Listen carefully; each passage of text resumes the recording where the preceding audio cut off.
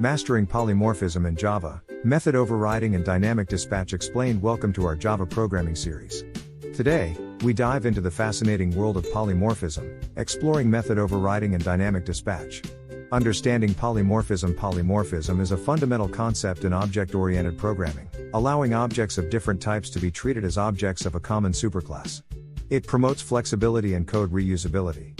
Method overriding. Method overriding occurs when a subclass provides a specific implementation of a method that is already defined in its superclass. This allows for the same method to behave differently based on the object's type. Code example 1, Method overriding. Let's dive into a code example to understand method overriding better. Java class animal, void sound, system. Out. Println animal makes a sound, class dog extends animal, void sound, system. Out. Println dog barks, class cat extends animal, void sound, system. Out. Println cat meows, public class main, public static void main string, args, animal my dog equals new dog, animal my cat equals new cat, my dog. Sound, my cat.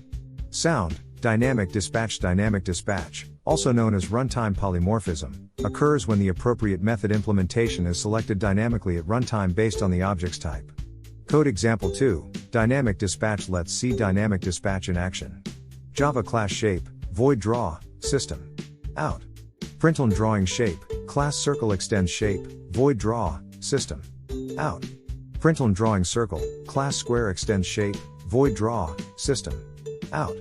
Println drawing square, public class main, public static void main string, args, shape my shape equals new circle, my shape. Draw, my shape equals new square, my shape.